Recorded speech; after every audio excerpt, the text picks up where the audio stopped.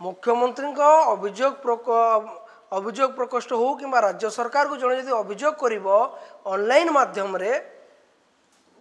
जो संस्था या बुझुची ताकू सरकारी संस्था बुझुना कि सरकार बुझुना गोटे थर्ड पार्टी बुझुची आ थर्ड पार्टी हाथ में जेहेतु ये सबू व्यवस्था रही तेणु केते प्रतिशत एपर्यंत समाधान होते प्रतिशत समाधान है नहीं कि थर्ड पार्टी से चिठी जो अभियोग गुड़ाक आणिकी सरकार को दौर ना नहीं एने भी सरकार पाखे विस्तृत भाव में कौन प्रकार तथ्य ना। नमस्कार पुणी एक भिन्न प्रसंग सहित मुझे पाखक आसी लोकनाथ राज्य सरकार गोटे ग्रीभांस सेल अच्छी जदि जड़े शारीरिक भाव में जाकि निजर अभियोग प्रकोष्ठ जन पारनी ताहले सी ऑनलाइन माध्यम निजर अभियोग जन पार ये प्रावधान अच्छी ये नियम अच्छी से सरकार जो ग्रीभांस सेल अच्छी स्वतंत्र वेबसाइट अच्छी जो थे आप निज अभियोग पत्र दाखल करें किंतु आपड़ जदि ऑनलाइन जदि अभियोग पत्र दाखल कर तार शुणाणी हो कि आप जो अभियोग पत्र दाखल कर ऑनलाइन माध्यम तापर कार्यानुष्ठान हो किंबा से अभियोग समाधान हो एने अनेक प्रश्न मन में आसुव बड़ गुरुत्वपूर्ण कथा भारतीय जनता पार्टी सरकार को आसला जो भाव में अभियोग प्रकोष्ठ गुड़िक काम करुच्ची तो मुख्यमंत्री अभियोग प्रकोष्ठ हो कि विभिन्न जिला स्तर में ब्लॉक स्तर में अभियोग शुणाणी तार समाधान जेबे भी अभियोग शुणाणी रोचे से दिन अभियोग शुणाणी परवर्ती मुहूर्त में मुख्यमंत्री मोहन माझी आसिक निजे गणमाध्यम सामने प्रतिक्रिया रखुंट जे 70% 80% 90%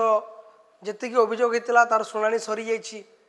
कौन सेमती समस्या नहीं किंतु एमती भी अनेक घटना देखा मिली बारंबार बारंबार लोक आसती मुख्यमंत्री अभियोग प्रकोष्ठ को निजर अभियोग नहीं कि निजर अभियोग समाधान करने अनेक लोक बारंबार आसती अभियोग प्रकोष्ठ को मुख्यमंत्री ऑफिस रु निर्दिष्ट भाव में चिठी जीव जिला स्तर को कि जिला स्तर में कथा कहीं शुणु नथिबे एभली अभियोग नहीं कि आसती गोटे आरटीआई तथ्य सामना को आसी गोटे आरटीआई रे जड़े व्यक्ति मुख्यमंत्री जो ग्रीभांस सेल रही ग्रीभांस सेल को गोटे आरटीआई रे गोटे तथ्य मागिले जे 2023 जुलाई रु नहीं कि 2025 जुलाई पर्यंत केते अभियोग पत्र ऑनलाइन आसी तो ये गोटे आरटीआई मगाला जे केते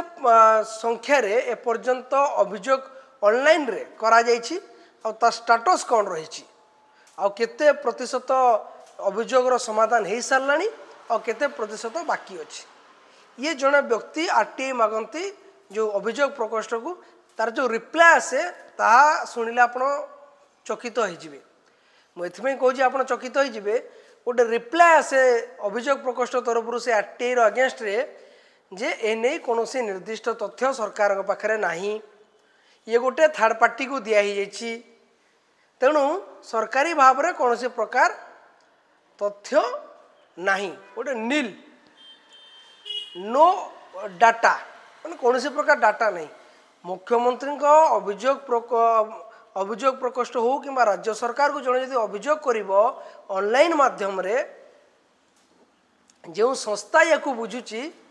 ताकू सरकारी संस्था बुझुना कि सरकार बुझुना गोटे थर्ड पार्टी बुझुची आ थर्ड पार्टी हाथ में जेहेतु ये सबू व्यवस्था रही तेणु केते प्रतिशत एपर्यंत समाधान होते प्रतिशत समाधान है नहीं कि थर्ड पार्टी से चिठी जो अभियोग गुड़ाक आणिकी सरकार को दौर ना नहीं एने भी सरकार पाखे विस्तृत भाव में कौन प्रकार तथ्य ना गोटे चिंताजनक विषय जड़े जदि उपात अंचल ऑनलाइन माध्यम निजर अभियोग करुच्ची तार अभियोग कार्यकारी होना नहीं तार अभियोग शुणाणी होना नहीं ये केमी जना पड़